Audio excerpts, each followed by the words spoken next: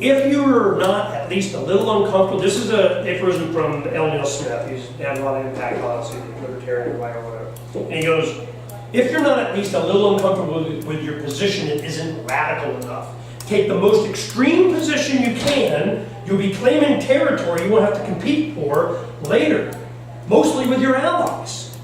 When we did the concealed carry, oh yeah, you guys may remember in the late 90s, there was an A-10 that was stolen from, what was it, Davis Monthan or something down there? There was some guy, they had just run on kerosene. You know, somebody took it. Some guy that was a pilot and he's homeschooled and kind of, I don't know what the hell, we'll never know what really happened, but it's gone, right? Oh yeah, it was crashed into a mountain up here or whatever. So some guy just took this A-10. We raffled it off. They said, yeah, we got it. You know, of course, it was a late 10 model or something like that. But we were selling, people were paying the money for the freaking ticket.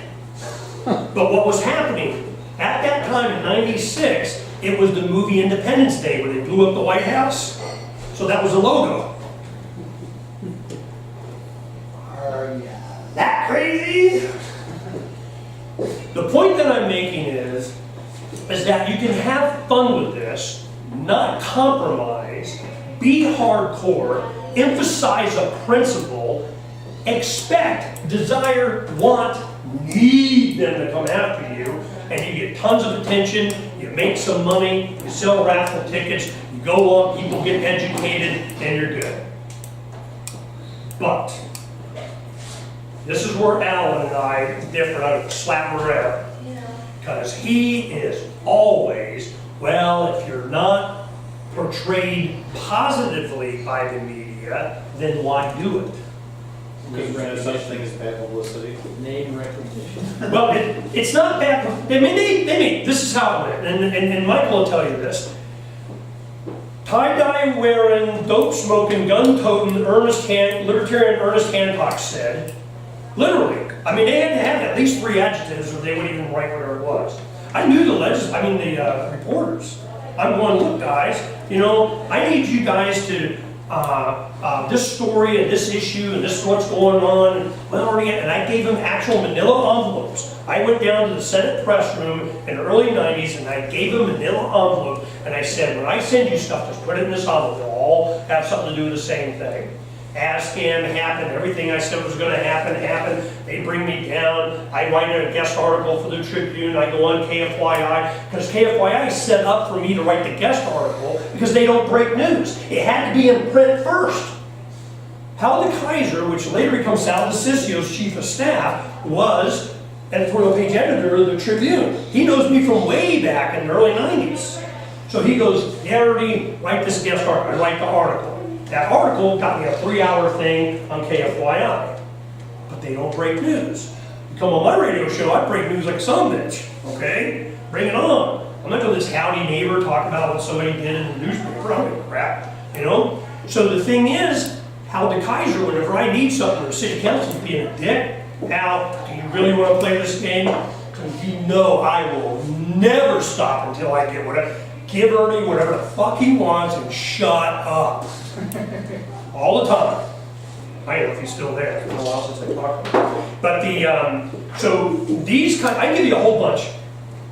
Raffling off guns every kind of chance we had. Oh, and you know what the law is? I have no idea. I don't give a fuck. Okay? You know? So this is the, are you going to, well, do you think? I don't know. Unjust laws are due to be broken by... Well, what we did do is that we had, it was Shooter's World that did it. We did have them, they had to go and qualify to get the gun, you know. But they didn't know what to do with the gun. What are they doing with Bitcoin now? You know, cryptocurrencies, where you can unlimited kind of stuff, you know, this $25. Glenn Jacobs, anybody know who Glenn Jacobs is? Yeah, Kane, you know, WWE, hardcore libertarian. He's running as mayor of Knox County. Knoxville, Tennessee, the counties have a mayor thing somehow, I don't know how that works. So he's running as mayor of this county in Tennessee. Well, he and I are good friends, and we've been talking and so on, and he said, I go, man, if you just do this Bitcoin thing, I'll get you some press just for doing Bitcoin. He goes, all right, what the hell? Puts it on, he gets a little press, it's all cool. I go to give him $25 just to say I did. I go up there and you have to fill out all this bullshit before you even get the QR code to send them the money. And I go, why did you do that? Well, it's kind of laws out. I don't know, man, go check, because here in Arizona, if it's under $25, I don't have to fill out anything. And what I put on your QR code went in business anyway. I mean, you know, you won't know who it's from. So this is this fear, this compliance, this crap. It was the Ross Perot thing in '92. They tried to pull me into that, and the Ron Paul thing in 07, 08. I go, no, because I know what you want. You want me to be Republican, you want me to do what you want me to do, you want me to get them to walk the precinct committee and make the phone calls, or whatever the hell it is that you want to do. And I go, this is what we want to do. And that's the First Amendment. There is no limit. I can spend $500,000 went through my hands on crap people just give me just because they wanted to spend stuff on Ron Paul. Okay, I can do that. Boom, boom, boom, boom, boom, boom, boom. You go to the Libertarian Party and say, hey man, you want to bring in, you know, just be a central resource for all the activists to do stuff. Where's that from you guys? At a county, state level? Where's the resource? Where's the memes? Where's the logos? Where's the stuff? Well, it's not approved and they can't, it wouldn't meet the criteria of the media guy that's just sign off and then you just kill it. Okay? They go, Ernie, you need to take, I don't know if you guys know, I created the Ron Paul Levolution logo. That Levolution, I did that, okay? Now I ripped it off of somebody from the Beatles day back. I happen to see it. There's nothing, you know, what am I going to claim IP on it? And they go, Ernie, if you copyrighted that, if you trademarked it, you could make a shitload of money. There were people, they had Macy's, we had some of them, they had them in rhinestones, you know, with the silver rhinestones on black with the love in red. And they go, oh, they were chasing down women. Oh, where'd you get that? We gotta have that. We're gonna sell it to, oh, it's a political Ron Paul thing. Because they didn't know any better. They love that logo. Because Rand puts it up, Ernie, go get some. Telling you started that one. But you guys don't get it. That's what I wanted. It's the peace symbol. It's ubiquitous. It's already defined. Anybody can do whatever they're doing. That's what I wanted. You want to kill a movement? Try to control it. Stop trying to control it. If the libertarian movement, well, movements are already enormous, it's outside, whatever. But if the party wanted to take advantage of all that effort, they would allow it. Here's the resources, here's the meme board, here's the 4chan of you get to whatever and libertarian peace and go, man. You know, why isn't that done? Because it's in this code. We went through this in the 2000, it was all about, no, you gotta have, we're copyrighting the name Libertarian Party. I mean, you know, so I'm like, oh, you guys are killing me. Yeah. And you wonder why it's not happening. So what is it that you want to accomplish? For me, how many minds can I free? I can do that a whole bunch of ways. I want you guys to write this down. You guys go look at this and save time, you can go see what's up. Freedom's Phoenix, Freedom's with an S, Phoenix spelled out, Workshop Tour May. Workshop Tour May. We put up a video that just kind of did the workshop. Now we don't have that workshop down on 7th Avenue in Indian School where it was. Now I live on Sunburst Farms. I got a couple of acres up in northwest Phoenix that has enough room and bars. Everything that you see in that video is there available for you guys to use. Well, the communists use it. Do you sell that very nice? Hmm? The t-shirt press? Yeah. Yeah, matter of fact, you know, because we don't live, you know, our whole thing is we're not off the grid. We're above the grid. So these are t-shirts. Captain Mark is in Mark in reprisal. Belay the state. See some of these bumper stickers and stuff? You know, grab some, just out of principle, give me $1 a piece, something. You know, just don't take them, not usually give me money and I feel good about it. But we're already doing this. This is like planetary. I'm working with a bunch of, you know, long story, but this is not going away. Can I bring this back to Arizona? What's the first thing? We started this at the Renaissance Festival last March. We went out with the, you know, we had Neil Parlance and We had the pirate code and all this stuff. Here you can start pass these around. Let's go that way and you can kind of just take a look. But it was just a pirate code, kind of this is a pirate, and then the parlance on the back, and you know what's a scallywag? You know, any tax collector or bilge rat that pays them. You know, what's keel hauling? What we do to scallywags? I mean, you know that kind of crap, right? So it's just for fun. Well, we had, all we find out, the Renaissance Festival still had, they had pirates. They're big into pirates, man. I go, ho, ho, ho. This pirate thing's coming. And let me tell you why. It was a year ago this month. The headline story was this. Pirate party doesn't mean anything. They only got 16% of parliament in Iceland. I went, what? The guy, Rick Falconer, the guy that started the pirate party, was about the same time we started the Revolution. There was kind of some overlaps and so on, so we knew of each other. Well, I had him on the show, we talked and what was going on and so on. And I don't care, I have the domain ArizonaPirateParty.com. I got that just, you know, as a placeholder. But that's not really, I don't want to be a party. I mean, I'm talking like Arizona Pirate Party, you know, kind of. But I'm going, that's not really what I want to do. I want, you know, Pirates Without Borders. Man, that clicked, man. Everybody loved that one, right? So our whole thing is to build the ship. This thing, you look at the color graph here, you'll see behind the ship it's gone plaid. You know, it just has plaid. It's going fast. Because this is an airship. You know, people, I did a presentation in April, I go down to Panama, I was talking to people and going, look, I don't think you guys understand how close we are to airships, like Hindenburg kind of stuff. I'm going, no, these are cool airships that are coming. Yeah, okay, Ernie, you know, peace, here's some money, let's go golfing, all right? 2 days later, Sergey Brin, co-founder of Google, announced $150 million he's built his own airship doing exactly what we're talking about. His partner, Larry Page, is building flying cars. July, they just had flying air taxis, you order with your phone in Dubai. This is happening now, not later. My presentations for the past few years have been why I'm so optimistic. And I'll go on a hour presentation, PowerPoint, of all the new tech and everything that's coming that bypasses the state. Belay the state. Here in Arizona, Ducey's a big giant fan of this. The guy that does, you know, some of these were from left over from Nexus conference that I did. Nexus is a crypto. He's on the show. He lives here in the valley. Gazillionaire. Okay, I mean, you do a crypto and it's successful, you're a gazillionaire. He's 29 years old. He comes on my show. In the last 5 minutes of the first time I interviewed him for an hour, oh yeah, we're putting up a mesh network using CubeSats, and my father owns a rocket company called Vector Launch Systems, and he started SpaceX with Elon. And I go, what? You need to lead off with that. You gotta come back. Dobby Barker from Bitcoin.bombs and I, about a month and a half ago, we went down to Tucson to his factory. He's building rockets right there. They're putting up an entire constellation called Galactic Sky to where these CubeSats are now getting even smaller. They're getting about a cube about the size of this. What do?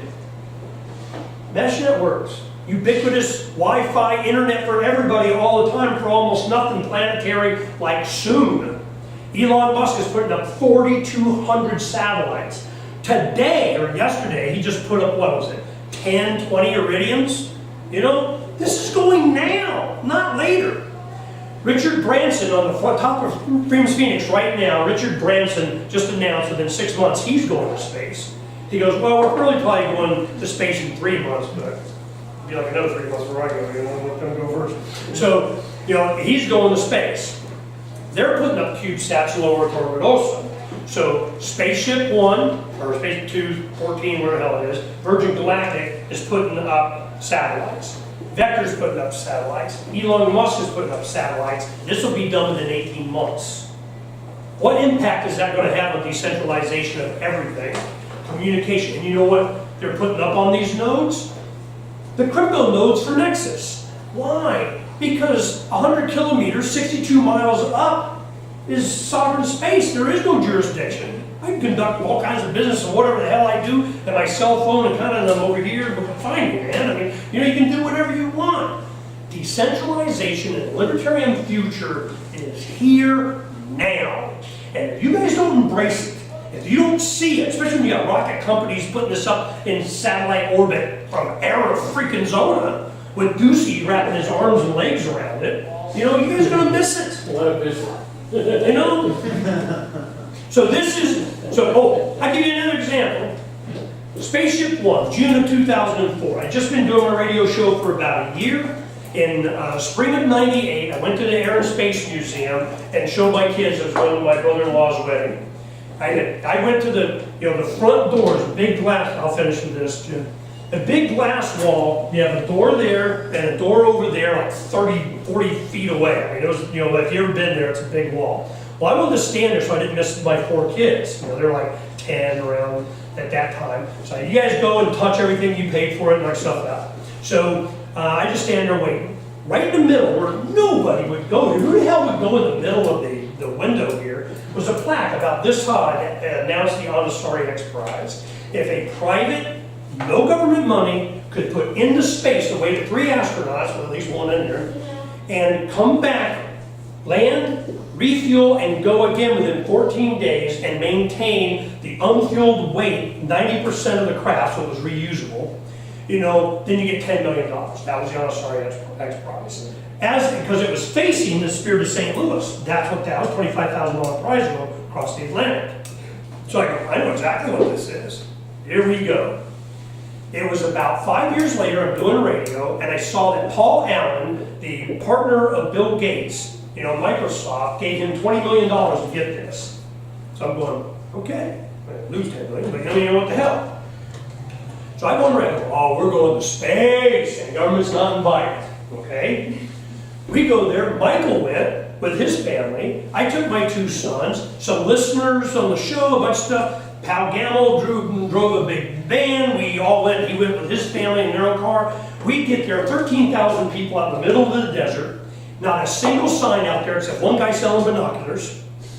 And we had libertarian signs like you wouldn't believe. 2 big banners, and we had 6 4-foot by 2-foot signs on coroplast. One says, space, the freedom frontier, and free enterprise,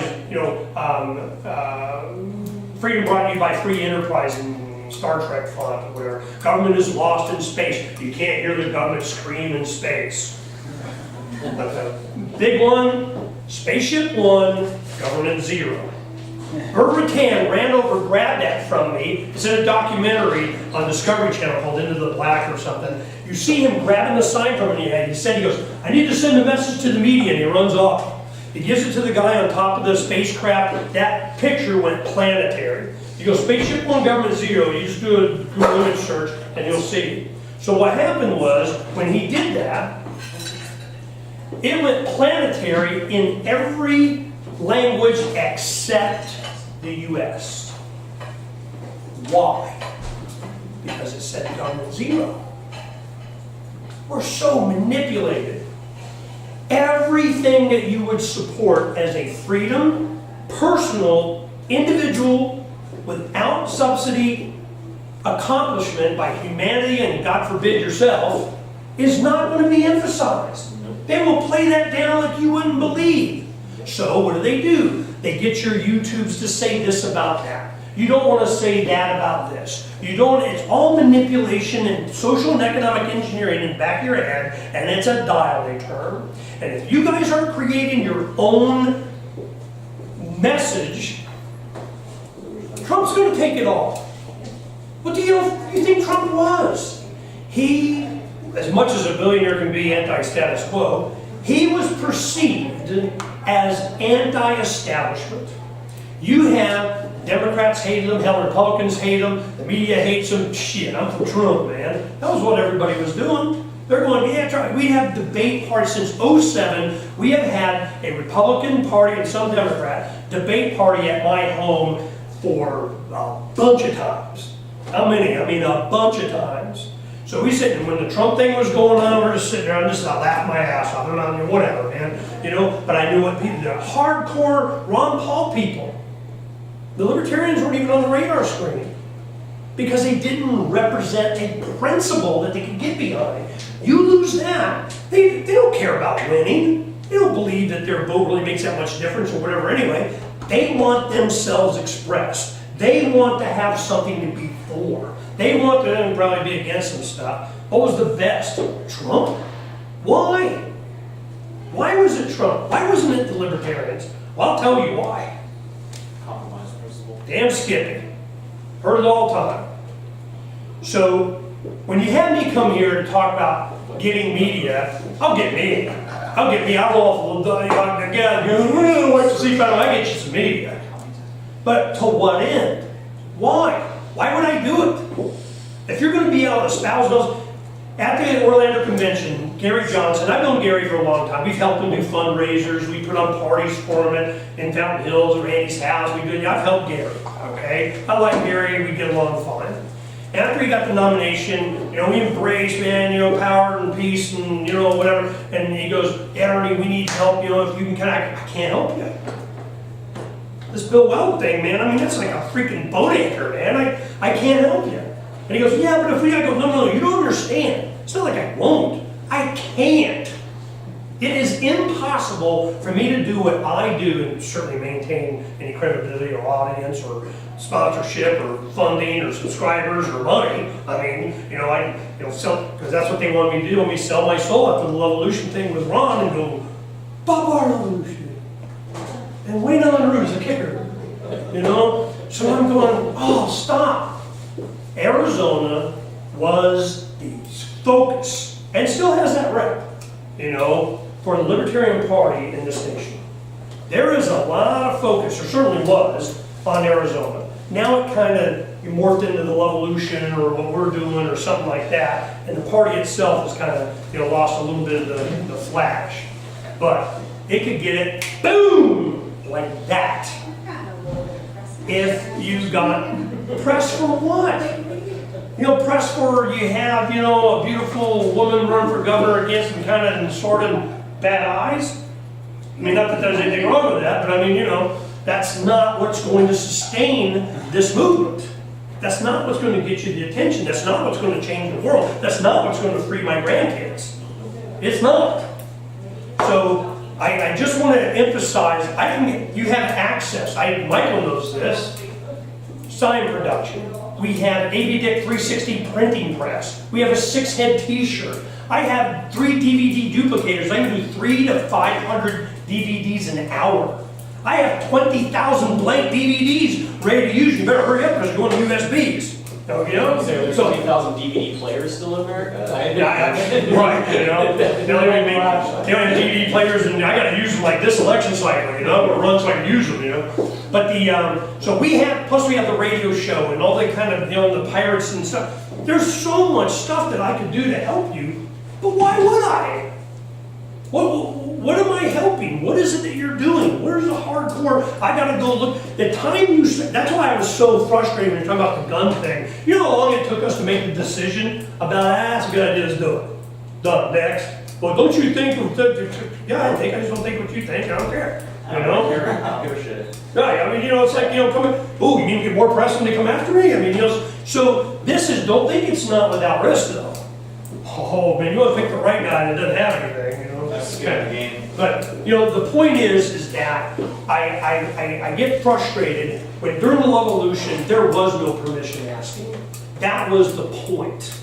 When they did Campaign for Liberty, they took me up to the hill, Ernie, this could all be here and be part of, and kind of we need the Levolution guy, blah, blah, blah, blah, blah. And I go, you guys have no idea what you're doing. It was made infamous, by a bunch of us. You guys may not remember who he was. His name was Sam Steiger. He was a congressman. He was mayor. He was just a curmudgeon. He's famous for shooting his burro above everybody. Everybody's going, oh, watch out! There, problem solved. So he had a thing called Steiger's Law. And it went like this. Whenever you create an organization or group around a movement or a cause, sooner or later, not most of the time, every effing time, you will have the group will become more important than the reason you created it. Every time. So I don't like groups. I like voluntary temporary alliances of overlapping interests of individuals go kick ass. You got a project, get your ass on my show. I got 15 hours a week I gotta fill. 3 hours a day, Monday through Friday, god dang it, go do something and save me the effort of trying to fill it up with everybody all the time. So go kick ass and come on, tell me that, all right? You know, she's been on my show before, she knows how it is. Michael certainly has been. Hell, 03 he was. Hell, his mom was, you know, from freaking Israel. So, Go right, go revolution. yeah, it was an actual revolution. So I want you guys to know that as long as it serves freedom and the future of my grandchildren, myself and my children, my resources are yours. Nick running for mayor? Fuck them up, man. Let's go kick ass. You know? So I would have run this last time if it was up. I go, oh man, get out, it's not fucking, you know? So this stuff is sitting there waiting for you guys to make use of. I want you to go to Freedom's Phoenix Workshop May. Workshop Tour May. And I just know that that's one way you can see the tour of all the facilities that we have. So when you go and do that, you go, oh, because you're talking about databases, and